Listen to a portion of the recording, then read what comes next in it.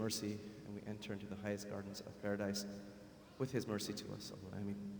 So tonight we're going to speak about a topic that I think you'll find interesting, a little bit historical, something I've spent much of my life thinking about as someone born and raised in this society, which I was born in 1982 to give you some perspective. Grew up in an era where nobody cared who Muslims were and what Islam had to say about any issue. Was anyone here in 1982 in the US? Almost nobody? Okay. So just to give you, I really think that it's important to have context. I really do. That prior to the end of the Cold War, right, the war between the United States and the USSR, the focus of the United States government and the military and the media was to demonize, right, the Russians, because they were public enemy number one. At this time, there were very few Muslims kind of in the United States, not well known, or institutions. There was a masjid here and there, usually in someone's garage.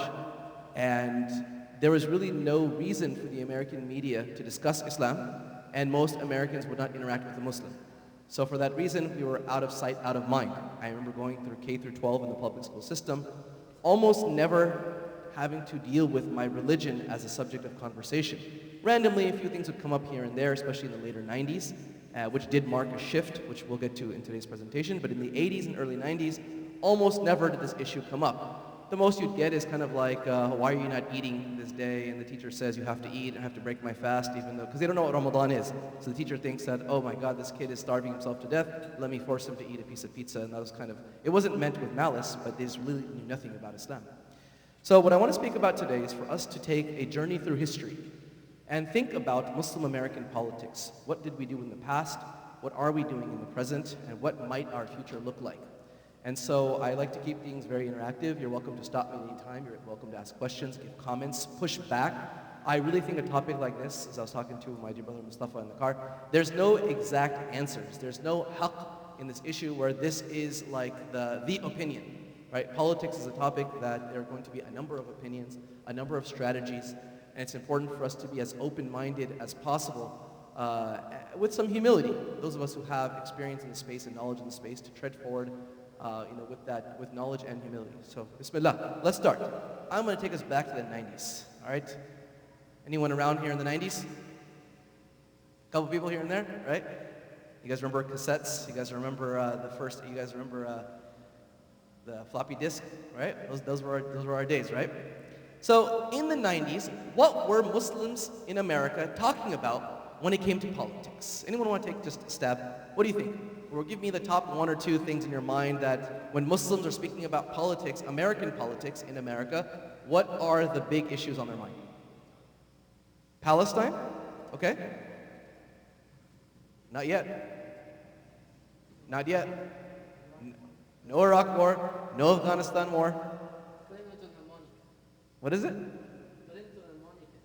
Clinton and Monica? That was later into the 90s, correct, right? So Muslims in the 90s were heavily concerned with the question, because we are a new group of immigrants to this country. Keep that in mind. This is all still first-generation Muslims who are coming, very, very few. Second-generation Muslims, very few. 90-some% of the Muslims in the community have arrived from overseas. Predominantly, they did their K through 12 overseas, have come to the United States during college or post-college, and they're just beginning to learn about what should we be doing in the United States of America. And so one of the biggest topics that they would be debating was, should we vote or not vote? Is it halal to vote or is it haram to vote? And they were very passionate debates. There are Islamic movements all over the world that have different philosophies of political engagement. They brought their ideologies here as well in the American context. And there would be these long debates. I remember myself in the year 2001, if I remember correctly, being in a debate where I was on the side that debated Muslims should not vote, and someone else debated me on Muslims why they should vote. And the idea here was meant to be an intellectual exercise, but for us to be able to invoke the Quran, the Sunnah, and the Islamic tradition to make arguments. Because everything we do should be based on some Islamic framework, not just based on what I feel or anything else, right? So what did we say? Where did that conversation go?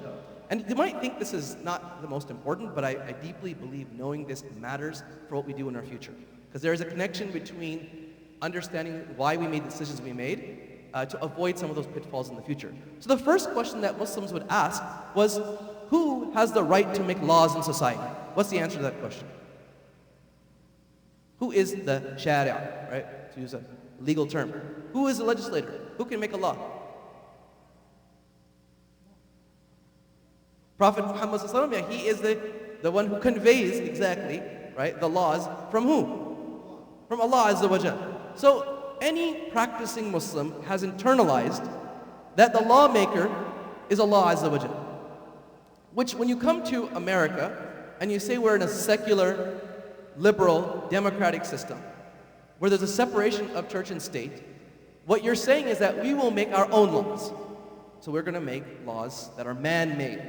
So now the question came up that can we participate in a system that fundamentally believes that laws are to be made by man because man knows what is good for him?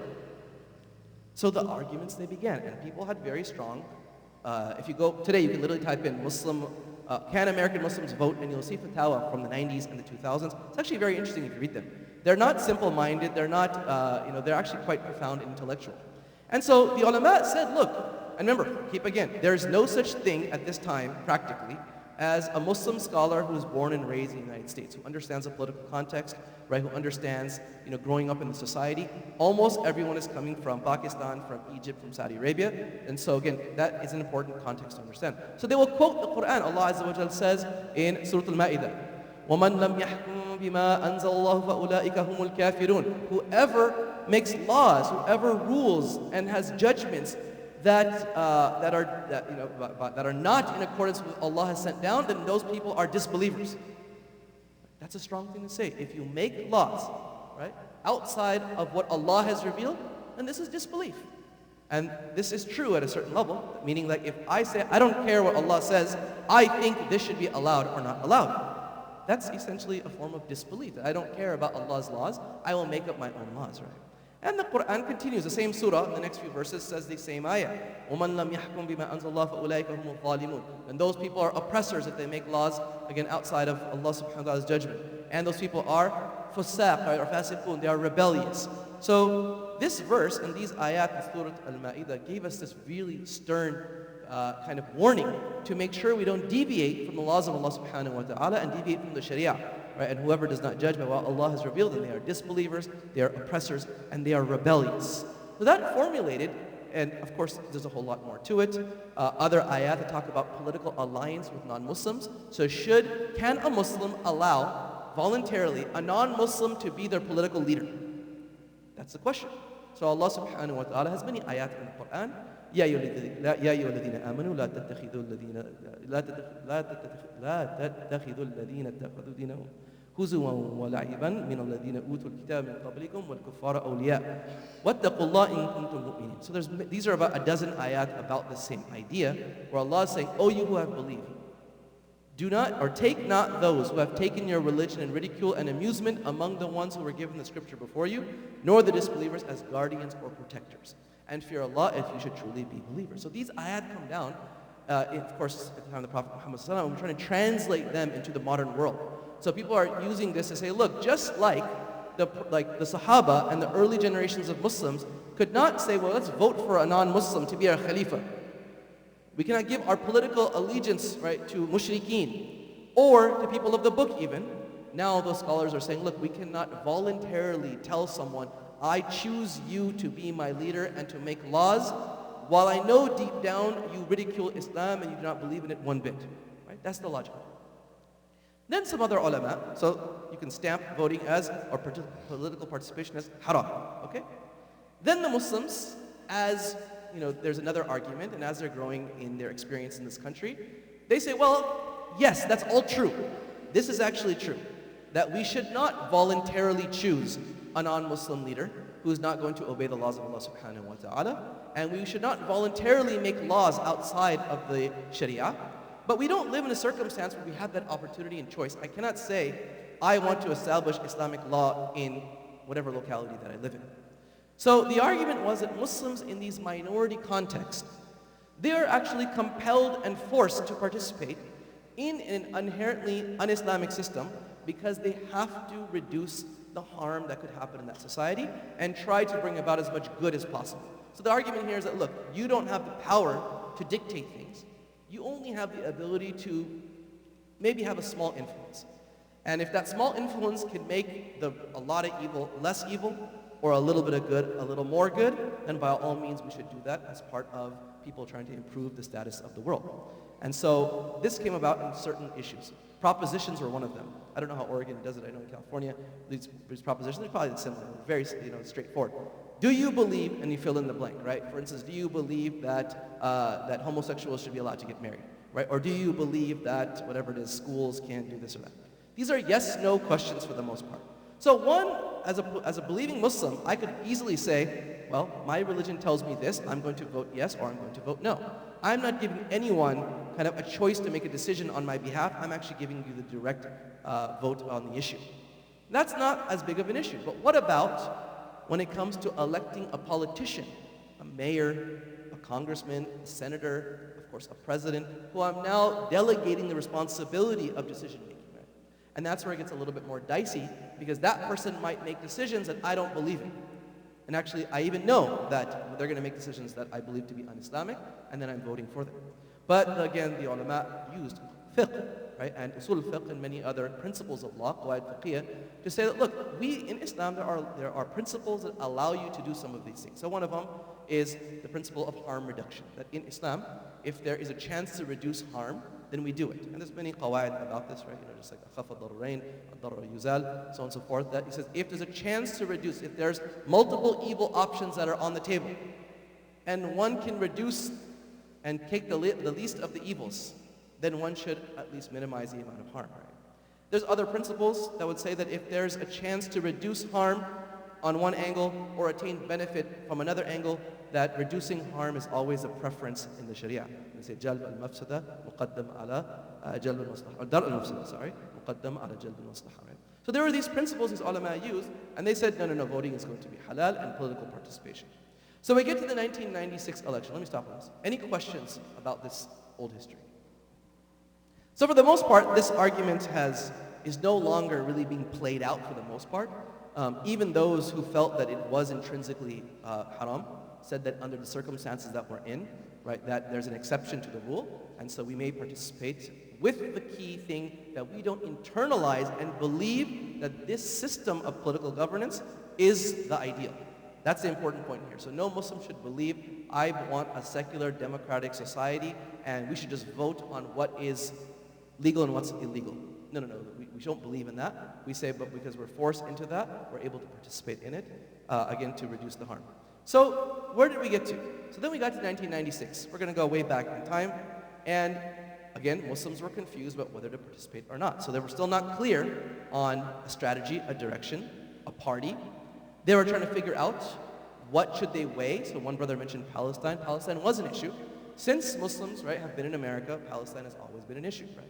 So they were trying to figure out that should we use foreign affairs? Should we try to think about some of our domestic affairs? How do we negotiate, right, political strategy in America?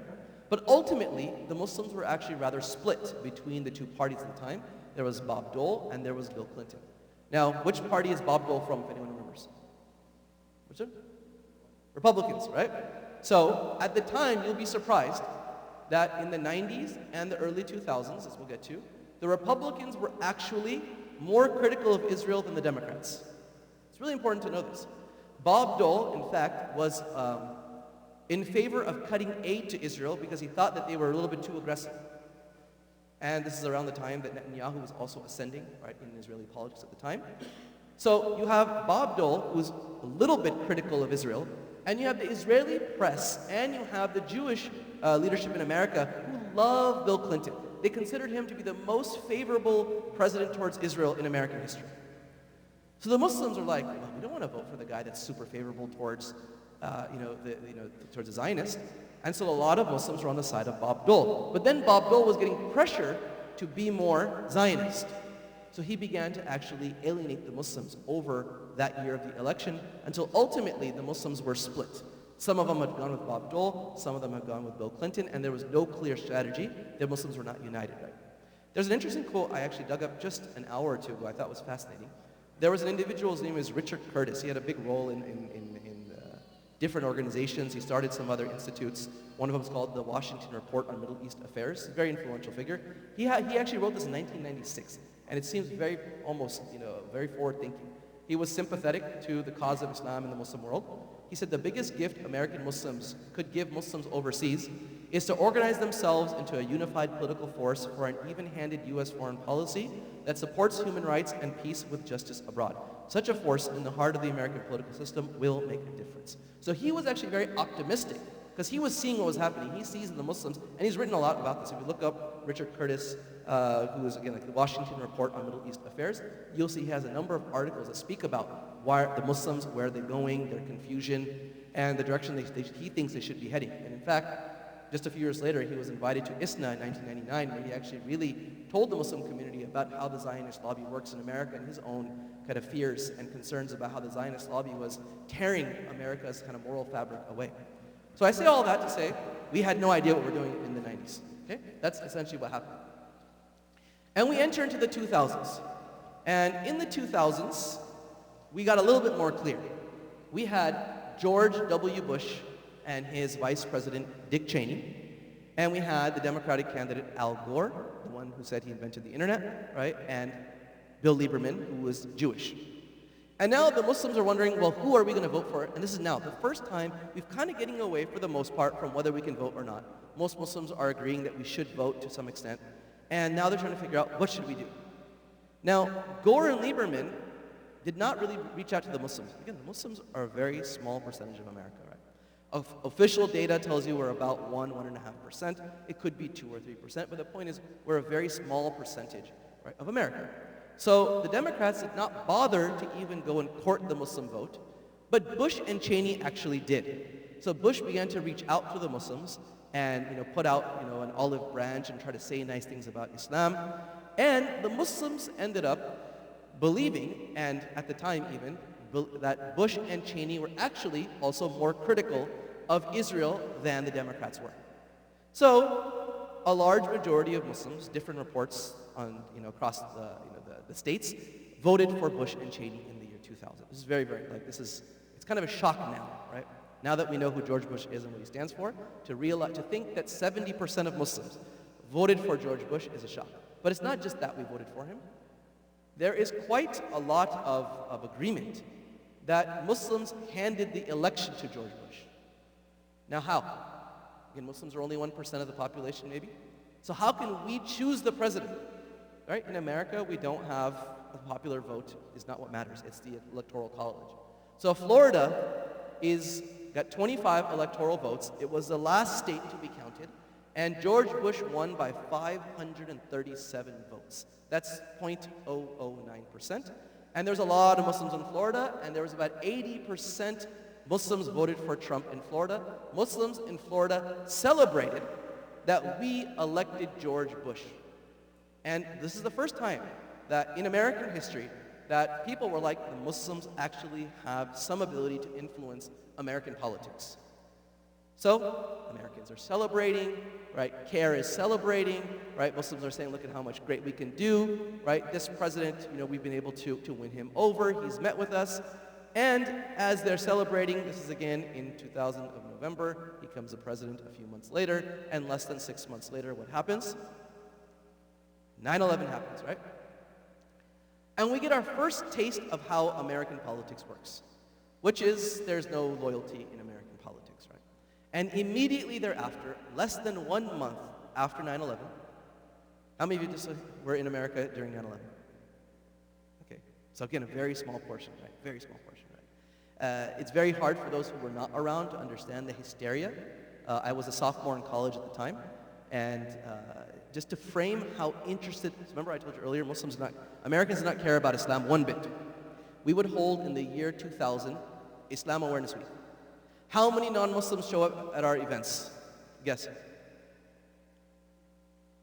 2, 3, I drag some of my non-Muslim friends, please show up, come on. Maybe we get 5 of them show up, right? If we have 10, it's oh my God, this is amazing, what great turnout from the non-Muslims, right? Well, September 11th happens, and the whole world, especially America, wants to know who are Muslims and what is Islam. And we put up literally September, because that's when the schools start, we start having programs on Islam, 500 to 1,000 non-Muslims start showing up, almost an unadvertised program. Like a little flyer, you stick it on the wall in the university, and 1,000 non-Muslims show up and like, tell me what you guys believe in, right? So what is America doing during this time? What is the machine doing of society? Well, some of you might have seen this movie, 1998. Anyone seen The Enemy of State? Right? Who has not seen it? I suggest you watch it. It'll give you some insight into how they groomed Americans to think about surveillance. Because Americans were very guarded of their privacy actually during this time in the 90s. Right? No one wanted to come in and be like, hey, you can have access to all my phone records, my bank accounts, all this stuff. And remember, things were still, this is internet has not dominated society yet. So most things are done by paper, right? Most things are done by fax machine. Internet is just beginning to become a phenomenon, right? So this movie comes out, and it begins to pretty much set a stage, those who've watched it, that how the American government can be intrusive and surveil everything, right, that happens. And then the Patriot Act gets signed. Now, some of you have probably heard of the Patriot Act. Actually, it's a very, very long acronym, so it's worth actually reading it. USA Patriot Act stands for Uniting and Strengthening America by providing appropriate tools required to intercept and obstruct terrorism acts. So this comes out in October of 2001, 1 month after 9/11, that pretty much says that it is legal for the US government to spy on Americans however they want to. They can pull your bank records, your internet records, your phone records, see who you've called, see who you've donated to, everything that they can access, they're allowed to pull it, and they're actually able to then investigate and indict and so on and so forth. So this is happening. Then George Bush, who just previously was saying things like, Islam is not bad and Muslims are not bad, and he was kind of giving you good positive rhetoric, he brings on a team of extreme, like super Islamophobes, like some of the biggest haters of Islam globally. Anyone know who these two horrific gentlemen are? They're not gentlemen. Daniel Pipes and Pat Robertson, right? La'natullahi alayhi, he died last year, right? So this man, Daniel Pipes, was brought in to be one of the main strategists for George Bush, and if you just type in his name, the anti-Islamic comments that he makes are absolutely horrific. He's a Zionist. He literally would say things like Palestinians are miserable people and they deserve to be miserable, and pretty much the Palestinians should be eradicated, Israel should do. So this is back in the year 2001. He's talking about this stuff. Islam is a cancer, Muslims are evil, so on and so forth. So this is, again, I said, just imagine, a few months before, nobody cares who Muslims are. Muslims hardly show up in the news. Now all of a sudden, the Americans are getting their first dosage of Islam in the media. They're being told in movies that Muslims are evil and they hijack planes and all this stuff. They're being told by think tanks. These guys have billions of dollars of funding. They have think tanks. They're being told in their churches, right? Pat Robertson is one of the most famous televangelists, right? All those TV shows of preaching, right? He would preach on there and spew a lot of hatred about the Prophet Muhammad and about Muslims. So this is, again, what American Muslims now have absorbed in the year 2001. And so just that honeymoon ended very, very, very quickly with the Republican Party. So we come to the year 2004, and what do Muslims do? They quickly abandon the Republican. I mean, they jump, imagine 70% support, 80% support, to within a few years, absolutely jumping off. Why? Patriot Act, Iraq War, right? Afghanistan War. So now you're murdering hundreds of thousands of Muslims globally. You're surveilling us here. You're indicting us. I actually can tell you from personal experience, I had agent provocateurs sent to my house. People who would literally come out of nowhere, knock my door, say all kinds of crazy things like I want to go do jihad and these type of things, looking for anyone who would say yeah, that's a good idea. In fact, in our community in Orange County, in Irvine, we had someone that was sent. It's a very famous case now. His name was Craig Montelay. He was an FBI agent. He pretended to be a Syrian convert, right? Half Syrian, half white convert, to rediscover his roots. Seemed like a very shady guy from day one. I remember I kept my distance from him because it just didn't feel right. And he tried to encourage Muslims. He was in a car with some other brothers in our community and said, I have access to weapons. What do you think? Let's do something. The Muslims turned him into the FBI. Turns out he was working for the FBI. The FBI threw him under the bus, and then there was a big court case that ensued, right? And to this day, I've had personal harassment from the FBI because of that type of a case. He had written our names in books, and he wanted to get paid, so he's writing stories about who we are to keep the bankrolling coming from the FBI, right? So this is all happening, 2001 to 2004. 2004 comes along, the Muslims are like, we're done. We're done with the Republicans. You guys are anti-Islamic. You guys are you're destroying Muslims globally and domestically. So we're going to try and jump to, it's kind of, when in American culture, right, if you get dumped and you're on the rebound, right, who do you go after? Someone's dumped and feeling really sad, right? They've lost their girlfriend or their boyfriend, and then someone else gives them attention. They jump to that person, right? They're not thinking logically necessarily about, is this a good, wise decision? They jumped to the Democrats immediately, right? I actually find it hilarious that the icon for the Democratic Party is a donkey, okay? Right? And there's a whole history behind this. Someone who was writing cartoons was pretty much making a mockery in the 1800s about the American political system. Had the elephant for the Republicans, and then the donkey, right, for the Democrats. So it's quite funny. But anyways, the Muslims, they didn't jump, voted for John Kerry, who lost to George Bush, and essentially the war on Islam continued, right? They call it the war on terror. So the war in Iraq continued, the war in Afghanistan continued, and now, of course, this is important because media is picking up. Now you're getting, before it used to be you just got information from a newspaper, and the newspaper would be the only way you get an image about what's happening, or maybe on like the TV, an image here and there, but we weren't getting like live feeds of these things. But slowly now, more and more images are coming out, and we're seeing the brutality, right, of the war, right? We're seeing what's happening, right, in these situations. So what happens? So finally we get to 2008. So 2004 we jumped Democrat, but the Democrats lost. So 2008 comes, and Mr. Hope comes along, right? Barack Obama. He's selling everybody on hope, right? I actually remember our khutbahs back in 2008 were about hope, right? It was very like a Barack Obama approved like khutbah, right? And we just jumped on the bandwagon. But 80 to 92%, according to different reports, Muslims who voted for Obama during both of these years. And the key thing I want to make here, I want to stop here. This is a psychologist in me speaking a little bit. We used to be much more in these prior years as just trying to figure out a way to get some sort of political leverage. Like, if I vote for you, will you like do something for me, right? Will you be nice to me, essentially, right? But we didn't have like deep skin in the game. Like when a Muslim voted for George Bush in the year 2000, he didn't believe like, I'm a deep Republican at the core, and like, I want my Second Amendment right, I'm gonna go buy a bunch of AR. Like, it was just like, I voted for this guy because I think he's a little bit, less evil, and that's it, right? But over time, especially with the Democratic Party, the Muslims began to see themselves as Democrats. So not just that the Democrats were people who they thought were less evil against them, less hostile, but they actually began to internalize a core identity that we are Democrats. And for those who are immigrants in this room, who didn't go to college in this country, or didn't go through K through 12, politics in America has become religion. And this is not only like with Muslims, actually, it starts with Christians. So back in the 80s and even in the early 90s, Christians would go to church, and there would be Democrats in the pews, and there would be Republicans in the pews. And we just go to church because we're Christian first and foremost, and I don't really care. I mean, we can have our differences politically. There's a number of things that happened. Ronald Reagan started it, but Bush really doubled down on it, where he began to tie the Republican Party to Christianity. And you can see that in his rhetoric. Of course, him getting pastors like Pat Robertson, him giving speeches that had religious undertones. So he began to kind of create this belief that if you are religious, you are a Republican. And actually, if you look at the charts of religiosity in America, it's fascinating. You see this split, that Americans in general are actually getting less religious. But if you split it by political party, the Republicans actually have stayed almost the same. It's the Democrats who have plunged in their religiosity, because for them, it's, if I'm a Democrat, I cannot be a Christian. The two of them don't go together. So they prefer their Democratic identity to their Christian identity.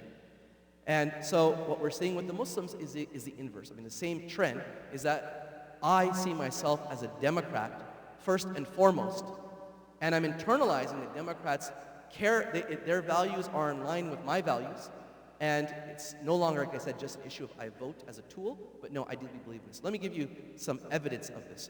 So, in the year 2007, this is during the Iraq War, Pew Research polled Americans, and Muslims were part of that sample, and said, do you believe that the US-led war on terror is sincere to stop terrorism in the world? If I asked you guys today, how many of you think that the US government in 2007, when George Bush was the president, was sincere and they were really just trying to make the world a better place and make it safer? Anybody? Okay. Nobody, right? So 26% of Muslims, 1 in 4, said the US government is sincere. Alhamdulillah, it's not sky high, 26%, right? Barack Obama comes in, 4 years later, they asked the exact same question. Now how many Muslims think that the US government is sincere? 43%. So it's a massive jump in 4 years, and this is what I want to stop again. Sometimes our reality is not shaped our perception is not shaped by reality. We are being programmed of what to believe politically by the media, by movies, right, by everything out there. And why would a Muslim believe this? Why would a Muslim think that the Democrats are sincere and they're still bombing Iraq, they're still in Afghanistan, right? They're still terrorizing the Muslim world.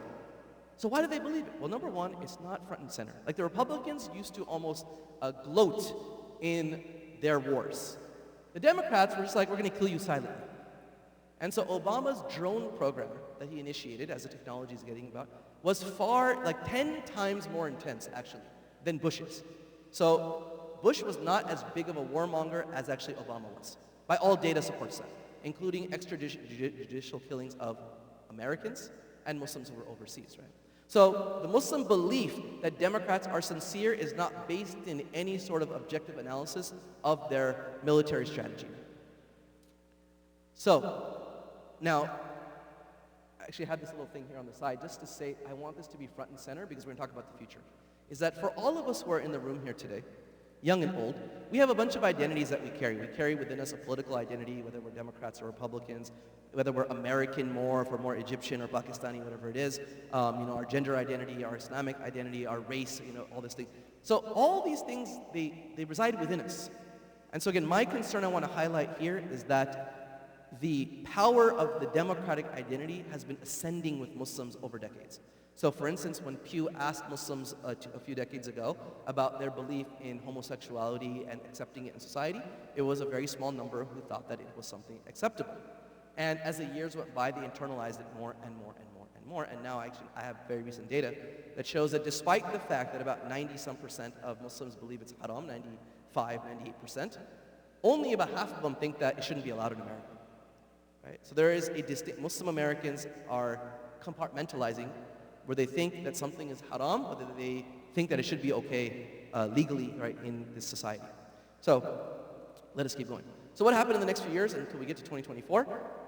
The Muslim commitment to the Democrats remained exactly the same. And this is, of course, when Donald Trump comes onto the scene, right? And that fear that is kicking in about the Muslim ban. So we have 65 to 80% of Muslims voting for Clinton and Biden. And this is, by the way, Clinton rejected Muslim donations. You guys need to understand this as well. So she wasn't someone who was happy the Muslims were supporting her. The Muslims would give her money, and she'd say, I don't want your money, because I don't want to be associated with you guys, essentially, right? So, but the Muslims were so terrified that Donald Trump is saying he's going to ban Muslims from immigrating into the United States that we said we don't care, we're going to go ahead and we're going to vote Democrat. And this began to solidify, again, that democratic identity and the secular identity within Muslims. And this is all coming, for those of you who are parents, this is constantly a topic of conversation, while we were seeing the Democrats double down on the erosion of social morality, right? So LGBTQ issues became very prevalent in the Muslim community from the late, I'd say about 17, 18, all the way until pretty much October 7th, right? So here's fascinating. So Muslims are saying, we don't like LGBTQ politics in our community. We don't like it being shoved down our throat. We don't want our kids to be indoctrinated with this. But we will tolerate that over the Islamophobia that we have PTSD still from the Republicans from George Bush's era and of course Donald Trump's era. So as these issues spilled forth, we still were not willing to abandon. Actually, Joe Biden, just 2 years ago, he had an approval rating of 60% for Muslims. And this is as, we're at the peak pretty much of the LGBTQ phenomena, and Muslims are like, we still think you're doing a great job, essentially, right? And then we get, of course, to October 7th of last year. Yes?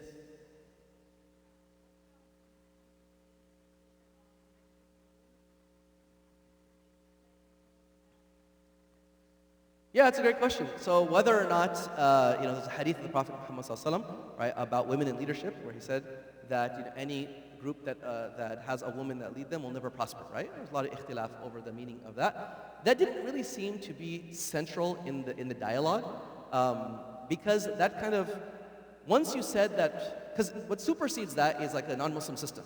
So if you can say that we're just participating for the greater good, then whether it's a male or a female is irrelevant here, because you're outside of the ideal. So although individuals might have invoked it, it didn't seem to have much an effect on the vote itself. Wallahu alam, that's from what I've noticed. I didn't see any data or any research that said that. So then October 7th comes along, and prior to October 7th, I do want to make the point that Muslims had almost accepted that there's just a status quo. You know, the United States is doing things overseas. It's not front and center, so we're not getting in the news every single day. We're not seeing images of the drone attacks or the extrajudicial killings or anything else. And we just got domestic issues to deal with. We're becoming entrenched now in American society. Our kids are born here. They've gone through school here. Like, now it's serious. Like, we all thought, right, my dad thought, many of you might have thought, we're going to come to America, make some money, and go back home, right? And that did not happen for different reasons, right? So now Muslims are like, we need to focus on Muslims in America. The domestic issues are really important. We talk about healthcare and housing and this and that. And the shift kind of slowly went away from foreign affairs, because foreign affairs were not front and center in the news. But of course, October 7th changed all of that. And so when we just polled Yaqeen, I did a study just about a month and a half ago. End of August, early September, where we wanted to understand what are American Muslims thinking politically, what do they believe, what are they going to do. And what you find is that without a doubt, it is foreign policy in the Middle East that is the most important issue. You know, I'll read you some of these. So we asked all these questions. How important is foreign policy in the Middle East, healthcare access, foreign policy outside the Middle East, immigration policy, climate change, abortion, or LGBTQ? And you can see that foreign policy was number 1, healthcare was number 2, foreign policy again outside the Middle East, and immigration were 3 and 4. So clearly that when the going gets tough internationally, the Muslim Ummah recalibrates in America, it seems like, and that's been happening again for 25 years now.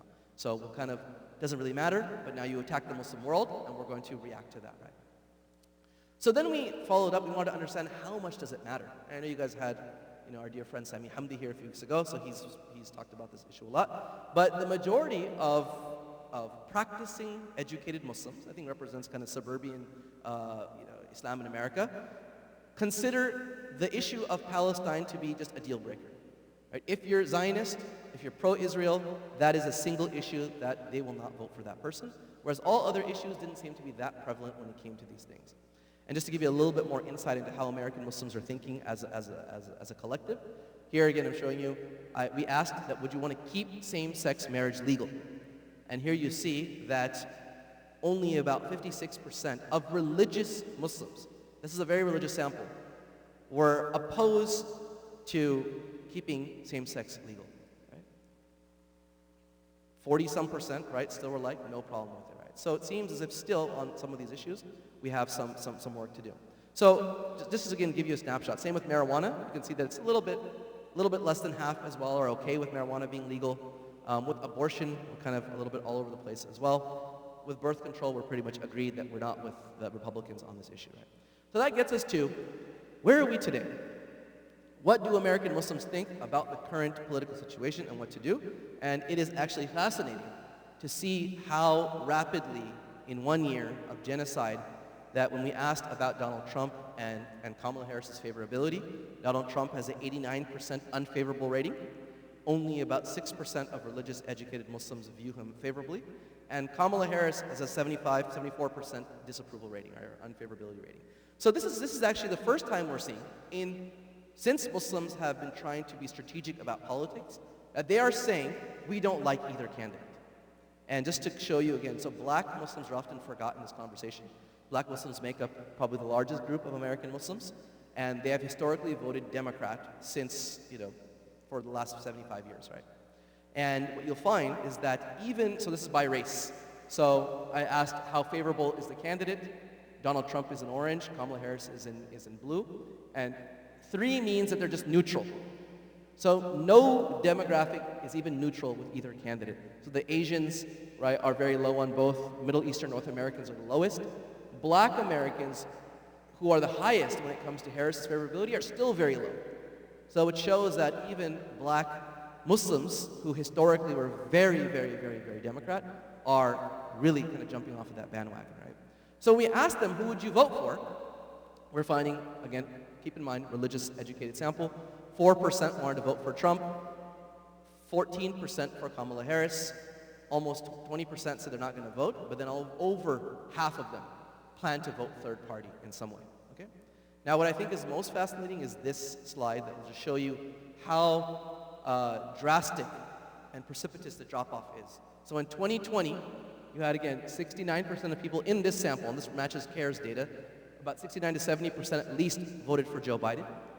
And this year, only about 14% plan on voting for Kamala Harris. Actually, before we asked them, before Joe Biden quit, who are you going to vote for? Only about 5% were also on the Joe Biden side. So you can see that this year, the American Muslims have fundamentally said, we are off of the two-party system, and we're going from, again, 6% third party to now 53% third party. And what shows this, again, in very, very elegant terms, is that Muslims do not believe in America that either party is effective in helping this country on all issues. So you take ending the war in Gaza, right? This is going to, the light blue is Democrats, the orange is Republicans, the dark blue is neither side. So you can see neither side, thinks that either, well, 88% of Muslims don't think either party is going to save Gaza in any way. Islamophobia, neither party is going to help. Climate change is one of the only issues where they feel that Democrats will do better than Republicans. When it comes to economy, the majority say neither party. When it comes to illegal immigration, actually the majority say neither. When it comes to crime, the majority say neither. This is actually interesting. Protecting religious freedoms is a very fascinating one. That even though the plurality here say that neither party, for some reason, American Muslims believe that Democrats protect religious freedoms more than Republicans. And this actually doesn't match a lot of things. So there's a difference between our perception and our reality. Actually, Republicans, even though they don't like Islam, they want religious freedom so they can have Christianity and Catholicism right in a lot of things. The example of school choice, I was just speaking to someone the other day. So, how many Islamic schools do you have in Portland? 2? Okay. Are they affordable for the average Muslim in Portland? No. Why? Because in liberal states, the government will not allow you to use any public funding for private schools. But actually in conservative states, this is not the case. So the Muslims who live in Milwaukee, in Cincinnati, Memphis, and a few other places, the government there is very Republican, and they believe in school choice. So they believe that your tax dollars, if you don't want to put your kid in a public school, you will get a voucher for a certain amount of money, and you can use it in your private school. So if you go to an Islamic school in those states, you're only paying a couple $100s a month for Islamic school. Everyone can afford it in the community because the Republicans actually want more religious freedoms, right, than the Democrats want. The Democrats don't want any religious freedom. Actually, the Democrats want to ban homeschooling because they don't want you to have any ability to control what your kids learn. So again, it's not saying the Republicans like Islam, but they want religious freedom for their own good here, right? I'm getting close to, where am I with time? Okay, I want to give a lot of time for Q&A, so I'm going to wrap this up in, okay. We'll have a lot of, so I want 30 minutes of Q&A. I will end with a couple of just things to think through. So number one is Malcolm X, rahimahullah, has had a lot to say about this issue, and probably was, in my opinion, the one with more foresight than any other Muslim in the last 100 years in this country. He warned Muslims, he warned blacks in America to not give your allegiance to a party that's not interested in serving your needs. And he warned blacks to stop voting Democrat because essentially, if you tell somebody that I will keep voting for you, just because the other side I think might hurt me more, you have no leverage. And he pretty much told them that they're being sellouts. He told them that they're actually being foolish, and he used very, very harsh terms. We can get more, I'll talk more about what he said later, but he really laid out kind of a strategy to think about kind of our role as not being dictated by the two parties. So one of the things I believe that we have learned, right, from this whole situation is that American Muslims no longer believe that either party cares for them. So first they thought the Republicans cared for them more, then they jumped on the Democrats cared for them more, and 20 years of being abused later, they finally said, okay, fine, these people don't like us, and we're willing to go through a bitter divorce. Now what's fascinating is to see how the ayat of Allah Azza wa Jalla come to life, right? People who you thought were your allies, how now they have turned against us. So if you go on social media is a good proxy for what some of these folks believe. When Democrats are learning that Muslims are not going to vote for them, what is their response? What have you guys seen?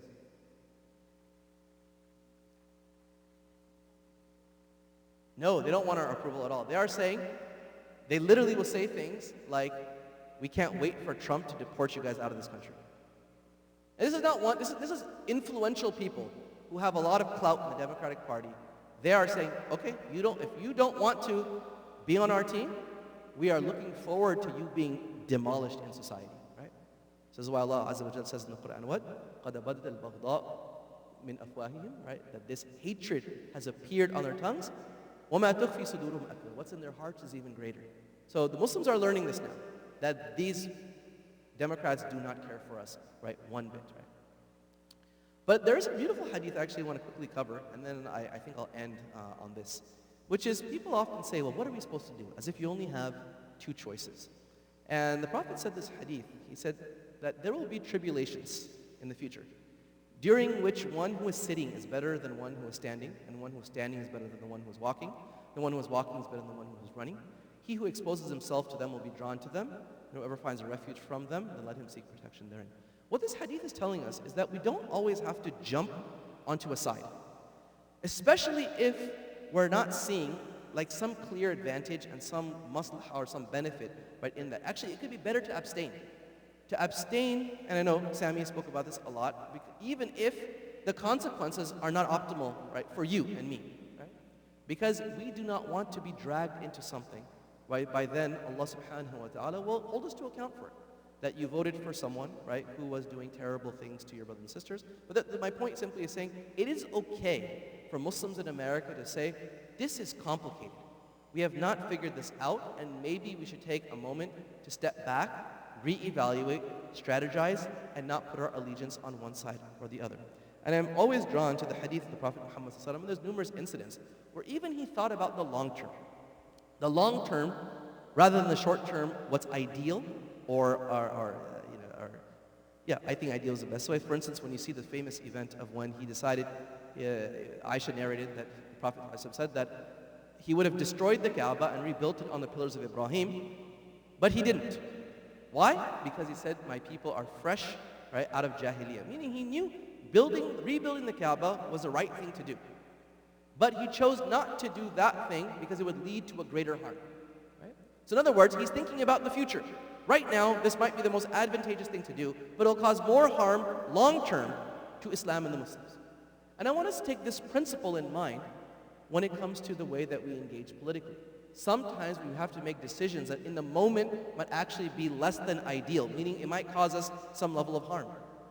But it can then set up a future of benefit. So for instance, leverage in politics, right? If you want leverage, and this is again where the black Americans have failed, have utterly failed, according to black American political leadership, because they have zero leverage over American politicians. Because they have said, no matter what you do, we are going to vote for you. And there's nothing, and so what power do they have to get anything from these politicians? So in this case now, Muslims have to think hard and say, what is the trade-off between abstaining or voting one way or another that might cause us some immediate discomfort, but might give you long-term leverage, right, and political power. And I will tell you one thing, this is actually happening. I've been in conversations with people who are speaking to politicians behind closed doors and actually getting some leverage, right, in some interesting ways, right? I'll hold some of that for the Q&A. So, let me stop with this and let me just, let me end. I'll end with a couple things. So one is I really want us to just take a moment and appreciate that we are new in this country. We are new to a society and a political system, and that we don't yet have the knowledge and the experience to be so bold and confident that we should all be doing A, B, and C. Which means that we need to be experimental as a community. We need to be thinking hard about how to develop our communities and strategize. I'll give you a good example. How many of you have heard of Epic City in Dallas? Anybody? Right? Is it a good idea or a bad idea? Wonderful idea, okay? How many of you think it's a bad idea? Everyone thinks it's a good idea? Right? Are we going to have Portland City? Right? No, here's the idea. What are people trying to do? People are trying to figure out how should Muslims be living in America? Well, it's going to affect our politics as well, right? If you live in the suburbs, what's the consequence? Versus if you live in the inner city, what's the consequence? Versus you build your own kind of religious enclaves, what's the consequence? The answer is we know some of them. We know the consequence of being in suburbia. You guys are witnessing it amongst you today. We know some of the consequences of being in the inner city. What we don't know is what will happen, right, if we go into our own communities. What could be the pros and what could be the cons? But we cannot just, as armchair critics, say, do this or don't do this. We have to move forward with optimism and willingness to experiment and see what is going to happen. And it may not turn out great, but at least we can say we tried this strategy, with some thinking, and this is what it's led to, and now we can reevaluate. We have a new data point, right? The other thing I also want to make a key point on is as we begin to engage the system, as we gain more knowledge, more wealth, right, more power in society, to always remind ourselves that we are simply operating within the system and our vote is a tool, right? It is not an aqidah. And I really want to make that clear. As you teach your kids and as you teach in the masjid and the programming around civic engagement and political engagement, to always couch it under a lens of this is a tool that we use to improve society. This is not the ideal of how Islam operates in the world. We have an alternative system, right? If you're here at Jummah today, you can hear that. I don't know if it's recorded, you can catch the khutbah. But we have a different system altogether, right? So we want to be aspirational and believe in something else while still living pragmatically and doing what is in our best interest. And the last point I'm going to say, and I really want to end on this because I think it is the most powerful story, is we are not people who worship the results. This is really, really key because often you will hear, if only we are like the Jews. I can't tell you how many times in 20 years I've heard that sentence, and I feel like I'm going to throw up next time someone says to me, if only we act more like the Jews. May Allah protect us from acting like the Jews in the world, right? Or the Christians, right? We are Muslims, we act our own way, right? We have principles and values. We cannot bribe, we cannot cheat, we cannot steal. The ends never justify the means. And Ashab al-Ukhdud is the best, I think, story in the Quran to capture this. That we live and we die on our principles. We don't say, well, we'll change and morph into whatever chameleon is needed in order to get my maximum benefit. Then there's no deen. Where is the deen there? I'll vote for, this policy that's completely against my faith today because I think it's going to get me something in return. Now we become just like everybody else. And I really, really believe that the future in this country is people are looking for people of principle. They're waiting. Who is it that's actually going to make a strong moral stance? And I think this is why the issue of Palestine is really changing American society. Really, I really want us to appreciate. In the early 2000s, Second Intifada, again, go back to my own college days, when we were protesting for Palestine in 2001, on each campus, we were like 10 or 20 people, and everyone thought you were crazy. Everyone thought you were crazy. And we were called the same things, anti-Semites and blah, blah, blah, blah, blah. But you were literally on an island. And to see in 20 years how much things have changed, that now you have prominent figures in society who are recognizing what is going on. Part of that is because Muslims, and of course people of Gaza, have been so principled on this issue. And Americans are seeing these people are in the right. And again, we're not worshiping the results. The results will come, inshallah, over time when Allah Azza wa Jal decrees it. And if we die, it doesn't matter. If I died and we lost, we have won. This notion that victory is in the dunya, we need to wipe out of our minds. It is not. If you took a stand politically or anything else and it cost you your life, right, it is victory.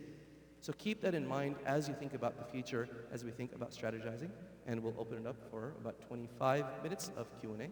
Jazakallah khair. Tafadhal akhi.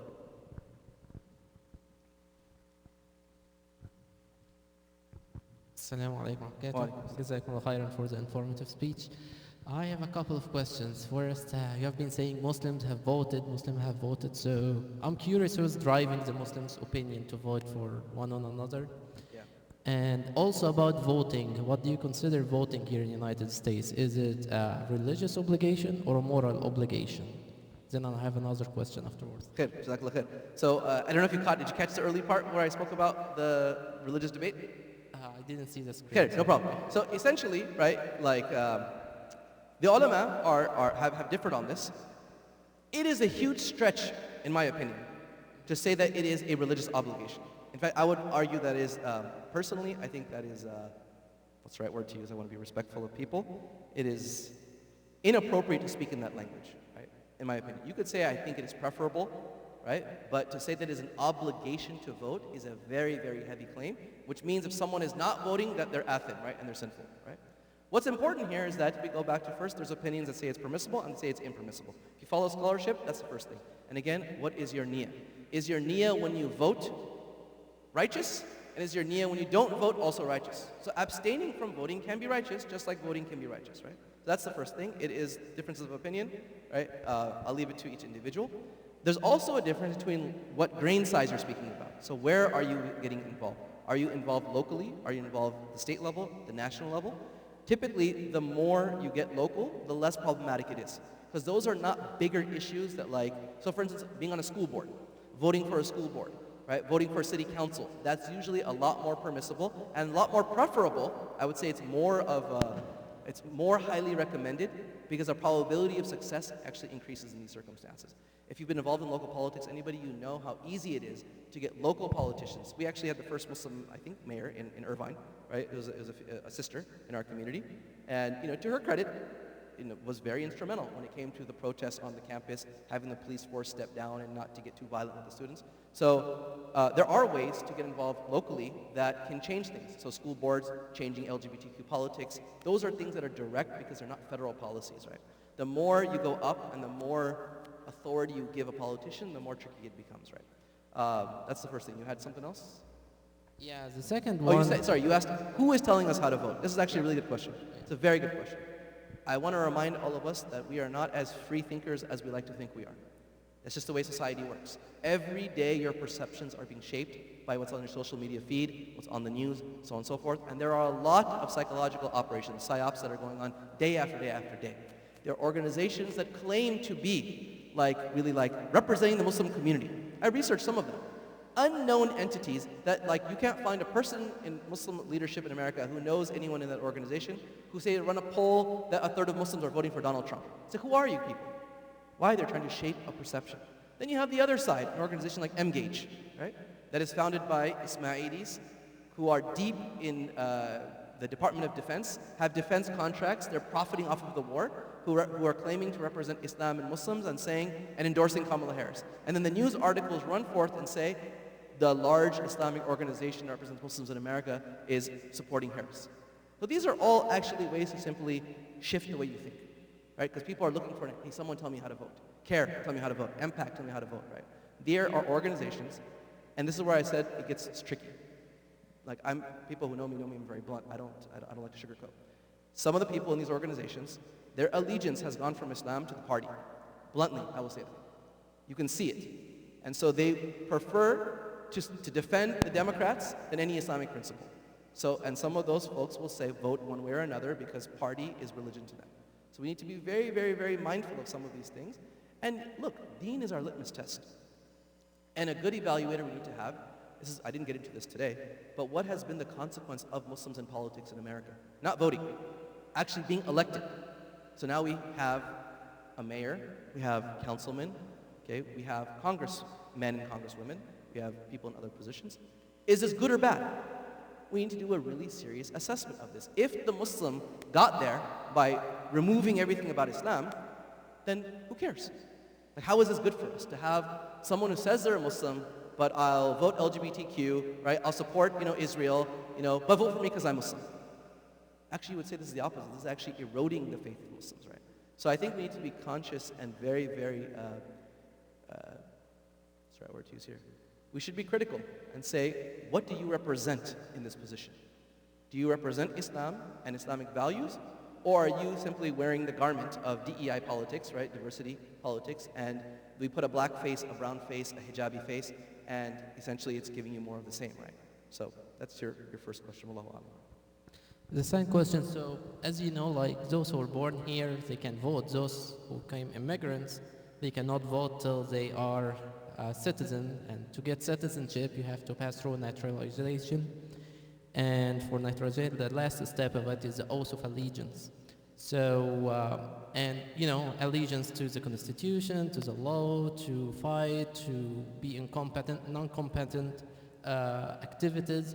So will this oath of allegiance negate the allegiance to Allah subhanahu wa ta'ala, who says, إِنَّمَا وَلِيكُمُ اللَّهُ وَرَسُولُهُ وَالَّذِينَ آمَنُوا, and إِنَّ وَلِيَّ اللَّهُ الَّذِي نَزَّلَ الْكِتَابَ بِالْحَقِّ?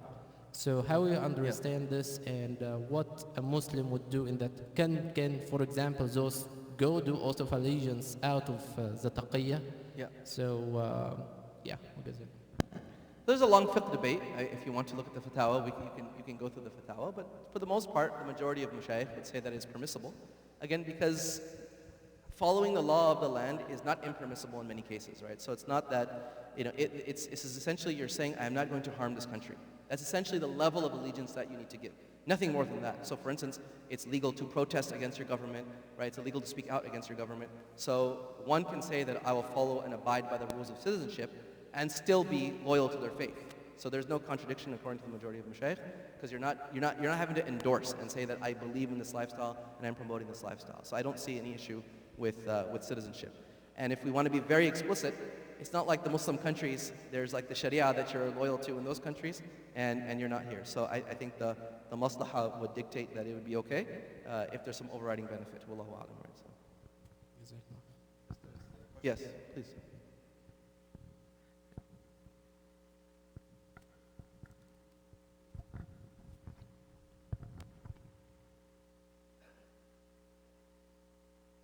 Alaikum warahmatullah.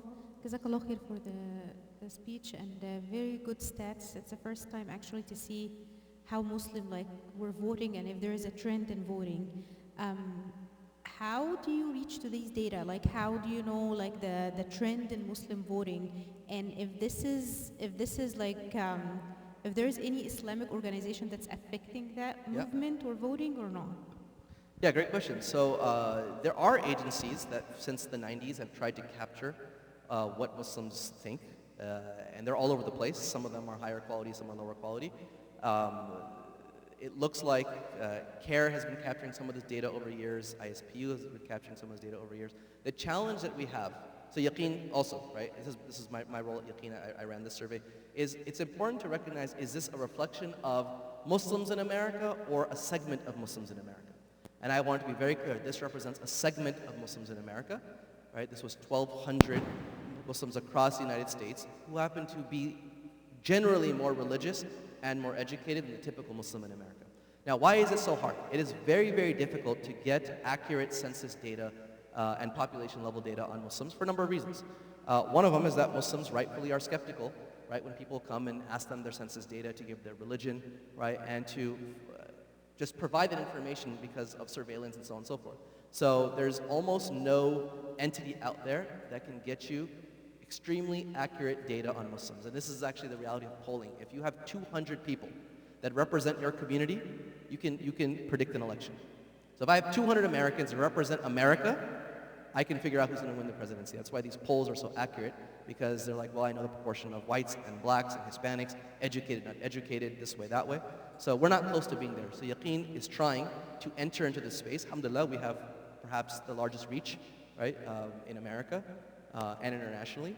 And so we're trying to slowly build these alliances with institutes all over the country so we can provide higher quality data. So I expect, so when I actually wrote a blog post, just came out the other day. If you go to Yaqeen, you look up, a lot of what I said today is in a blog post.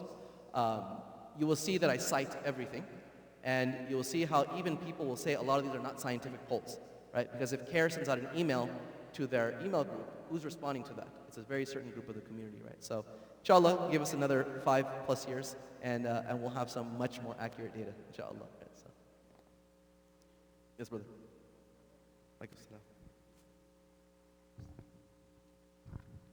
Assalamu alaikum. Alaikum. I have a question and then a request and a comment. So I'll start with the question because it's the most important.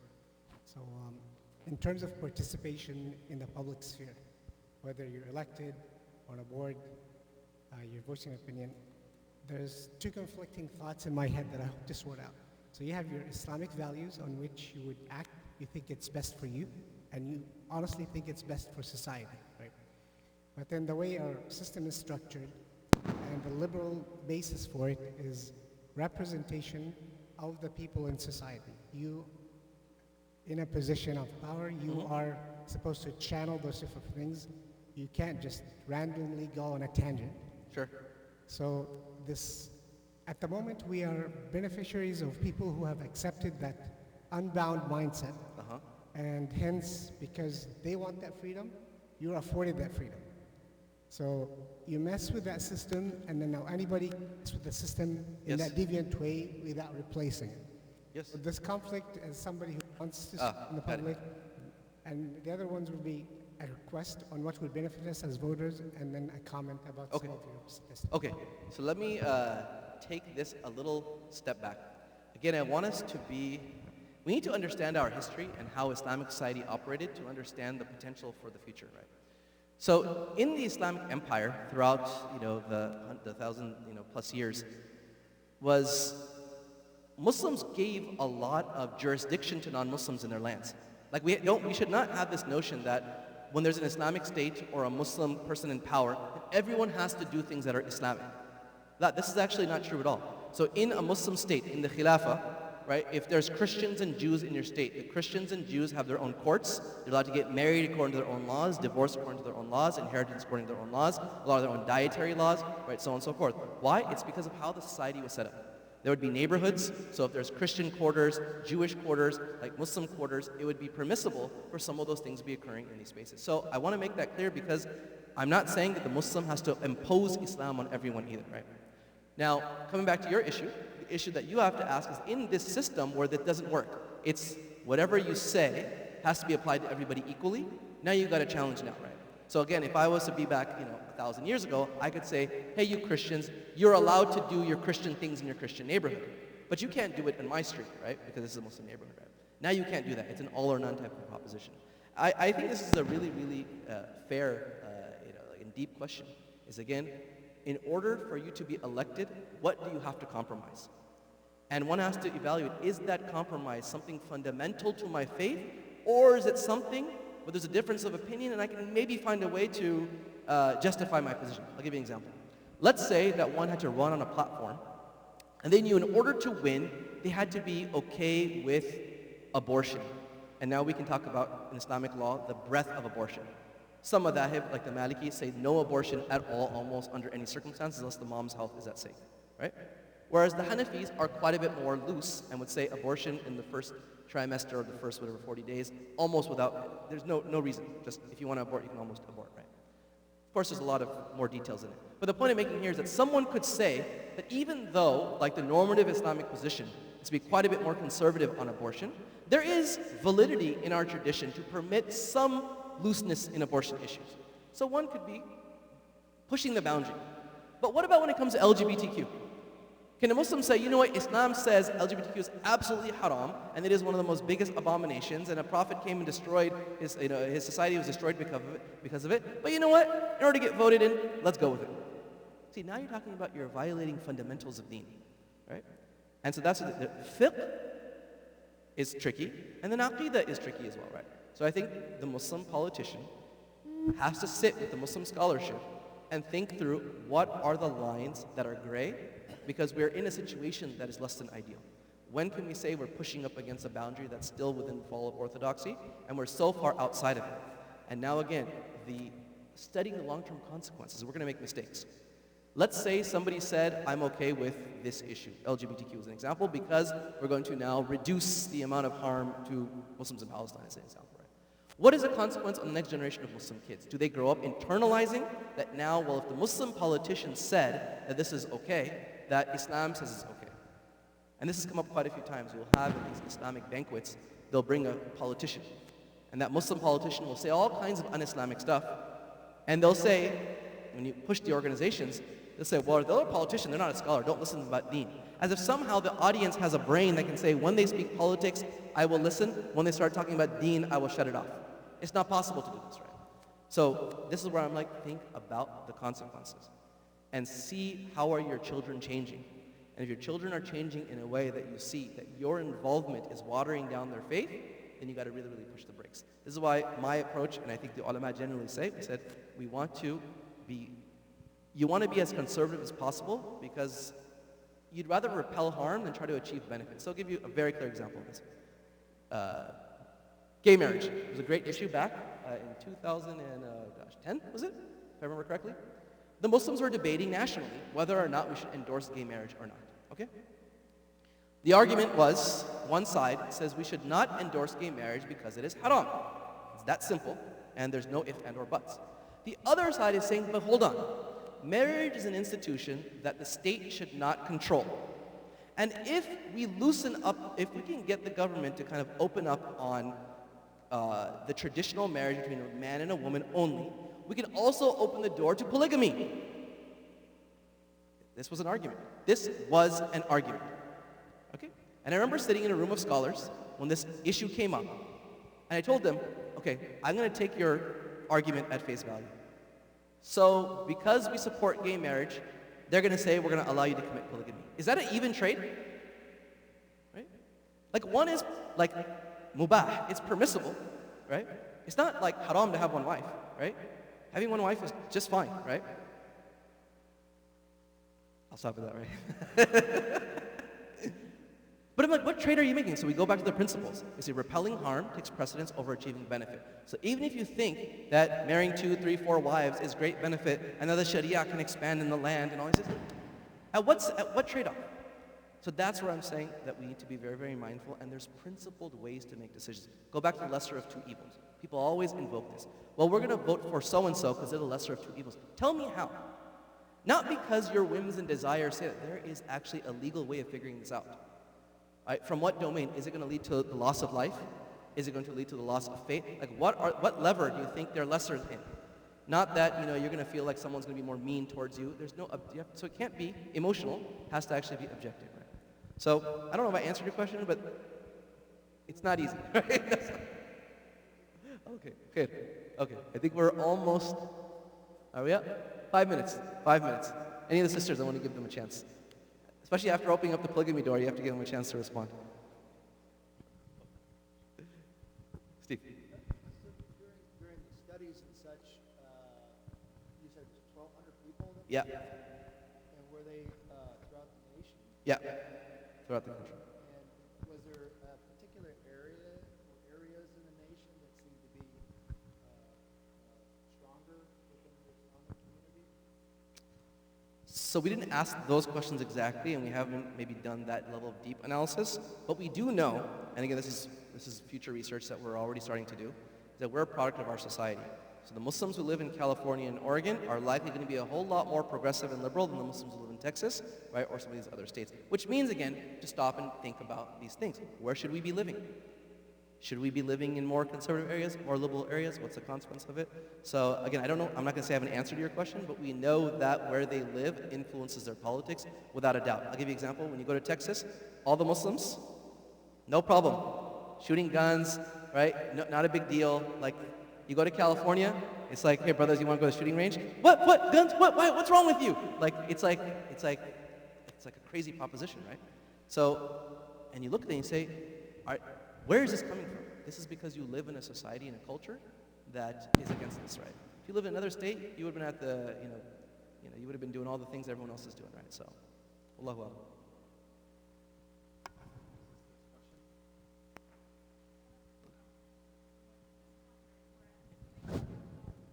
Because political participation is twofold. It's either voting and running for the elections. And I am scared that we continue to be afraid to participate, that we never see anybody elected.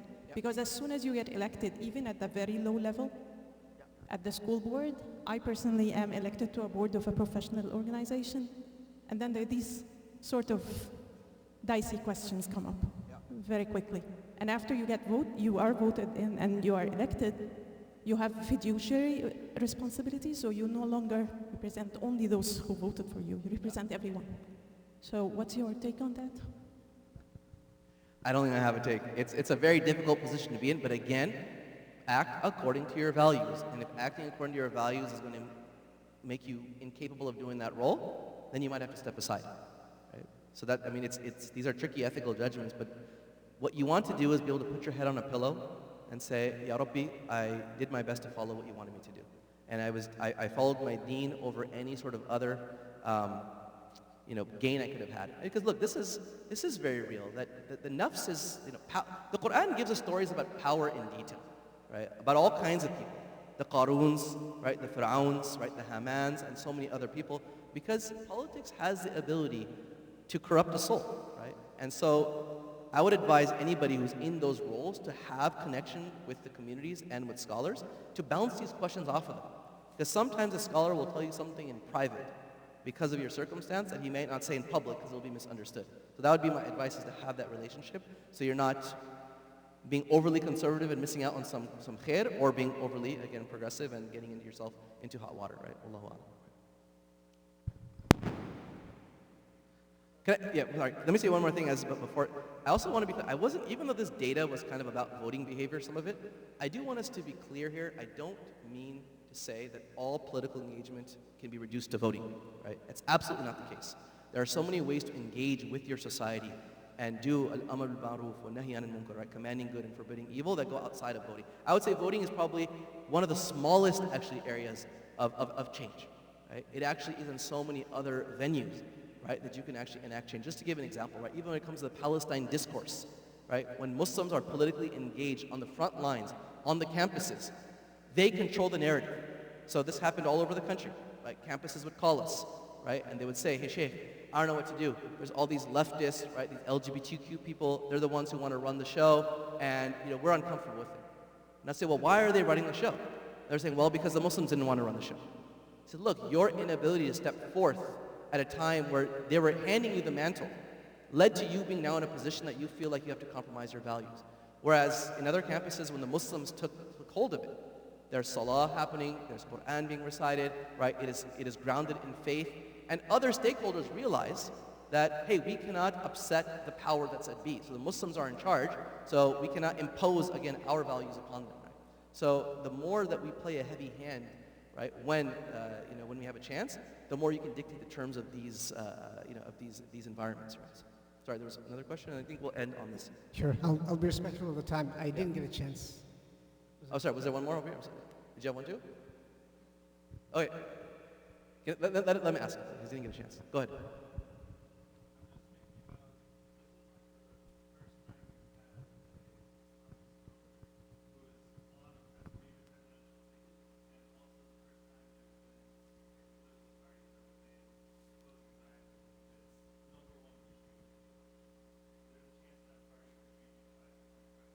Yeah.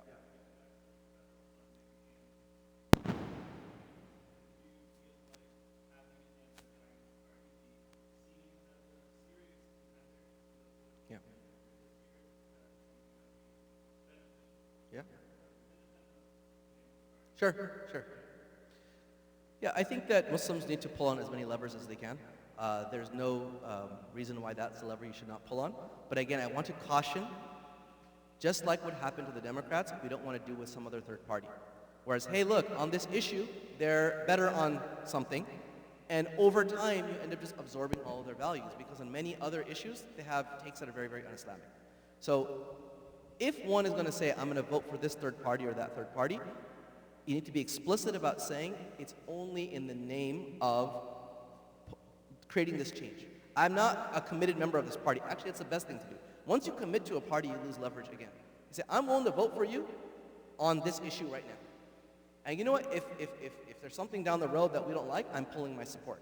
So the more you make someone feel like they're on thin ice, they have to actually bend to what it is you're asking them. So as long as we're not giving allegiance to any party, right, and really tying our identity to it, and we're saying, look, we'll just pull this lever for this one election, there's no problem. I'm personally not, I know my good friend Sammy has very strong opinions on the 5%. I don't think it matters as much as people think it does.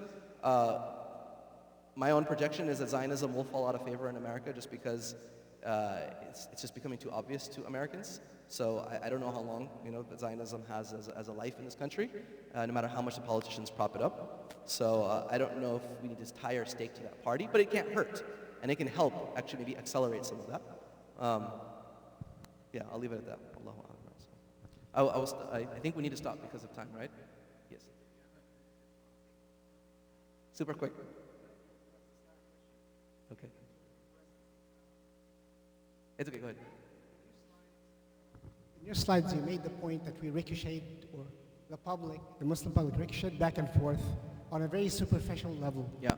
made the point that you've tracked or somebody tracked the actual effectiveness or actions or of the Democrats or Obama or whatnot. So my request, whether it's probably not Yaqeen's, but any academic within the grapevine, if we can find this information about people, about the parties, rather than, each of us are going on during the reporting on Palestine, we've asked, so who do we vote for? Can you give us the record? Nobody has a compilation, and we're not equipped enough to search the web to get all of this. It's just a wide pursuit. Yeah. That's my request. And Khair, the inshallah. other question was questionable how the statistics are reached. It's a throwback to a political science course I took, and I thought it was very insulting because I think along issues, not along buckets of voting. So I distinguish my position versus the practical aspect of where I align myself. Okay. Okay, we can discuss it maybe after Salah if you want to talk about it more. So, again, just in conclusion, we ask Allah Azza wa Jal to give us the hidayah to do that which is pleasing to Him. And please, again, an encouragement, when you read the seerah, as you get older, you'll begin to make some of these connections as to how the Prophet Muhammad ﷺ was a political strategist. Right? There could have been a whole other lecture today on his political strategy, but he did a lot of this stuff because he had to negotiate, right? He had to deal with when he was in a position of weakness, that differed when he was in a position of power. And you will look at things and you'll say, you know what, like there's some real life parallels for this. So maybe it's something that we need to reinvigorate in our tradition. This is my parting comment. We talk so much about the seerah from a spiritual perspective, right? But post 9/11, we stopped speaking about the seerah from a political angle because it includes jihad, right? And it includes warfare. But this is part of the tradition, and this is part of actually what allows us to understand how the Prophet was able to make the changes that he made. So what did he do with the Jewish tribes in Medina that gave him leverage that when they broke their treaties, that he was able to then escalate the matter with them, right? So there is a lot we can learn from that. I think that should be that's the next phase, I think, of this discussion, is to really bring a seerah-based angle. I know Sammy likes to do some of that and others, but we ask Allah subhanahu wa ta'ala to give us the guidance to that which is most pleasing to Him. We ask Allah subhanahu wa ta'ala to stop the genocide in Gaza and of our brothers and sisters in Palestine. And we ask Allah subhanahu wa ta'ala to accept the little that we do. Wa akhiru da'wana and alhamdulillah rabbil alameen. Jazakumullah khair again for having me. We'll see you tomorrow at the conference, inshallah. جزاك الله خيرا دكتور عمرجي الله يفتح عليك جزاكم الله خيرا for being here inshallah Isha tonight is at 8:30 the iqamah we're going to make adhan get ready for salah do your sunnah and we'll pray at 8:30 and we'd like to see you all tomorrow morning inshallah for the Yaqeen event at 9 a.m. inshallah there are registration at the event or you can grab a flyer and register right now inshallah bi'idhnillah. So please be with us tomorrow inshallah جزاكم الله خيرا السلام عليكم ورحمة الله. The event is in the Northwest Event and Environment Center in Hillsboro, inshallah.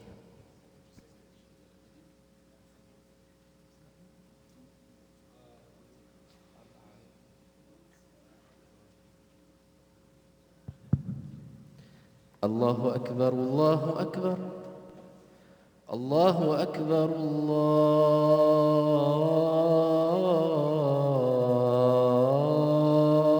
الله أكبر أشهد أن لا إله إلا الله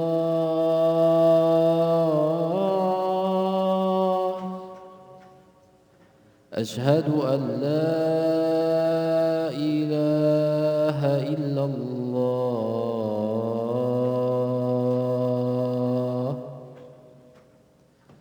أشهد أن محمدا رسول الله